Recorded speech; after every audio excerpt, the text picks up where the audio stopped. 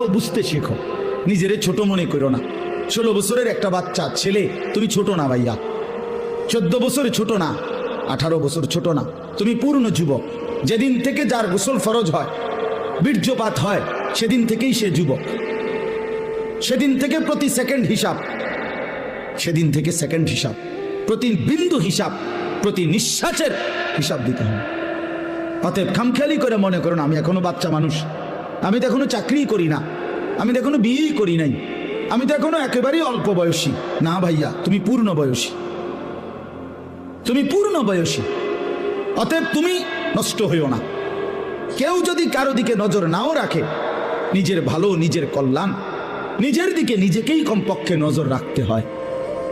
আমার বাবা হয়তো আমার খেয়াল করে নাই, ঠিক আছে, হতেও পারে।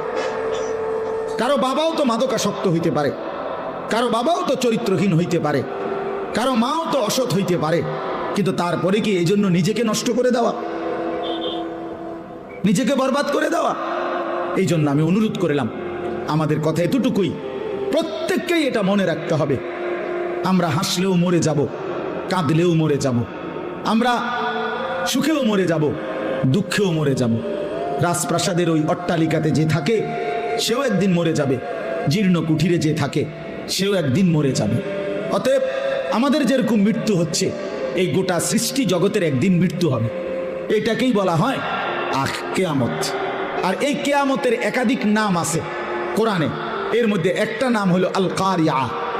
এই যে সূরার মধ্যে আল কারিয়াতু মাল কারিয়া, আল্লাহ তাআলা বলেন আল কারিয়া একটি প্রচন্ড ধ্বনি, প্রচন্ড করাঘাত, প্রচন্ড একটি বিকট আওয়াজ, বিকট একটা শব্দ।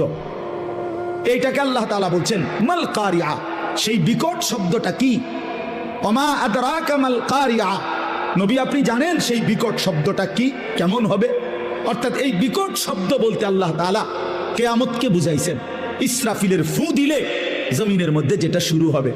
রাস্তায় চলার পথে কত গাড়িয়ে যায়, ট্রাকের চাক্কা যখন ব্রাস্ট হয় তখন কিন্তু বিকট শব্দ হয়। সবাই বোঝে ট্রাকের চাক্কা ব্রাস্ট হইলে আলাদা বোঝা যায় যে কিসের চাক্কা ব্রাস্ট হয়েছে, ট্রাকের চাই, এটার আওয়াজটা একটু কি বেশি আওয়াজ, বেশি আওয়াজ। এই জন্য আল্লাহ তাআলা বলেন বন্ধু আপনি জানেন সেই বিকট শব্দটা কি? সেটাই কিয়ামত, সেটাই ইসরাফিলের ফু। একদিন ইসরাফিল ফু দিবে আর গোটা পৃথিবীর মধ্যে ভূমিকম্প শুরু হবে, আর গোটা সৃষ্টি জগৎ একসাথে ভাঙতে শুরু করবে। ভাইবা দেখেন, এক মুহূর্তে ভেবে দেখেন, এই প্যান্ডেলের সবগুলো লাইট ভাঙতেছে, খুঁটিগুলো ঠাস ঠাস করে পড়ে যাচ্ছে, স্টেজটা ভাঙ্গা পড়ে গেছে।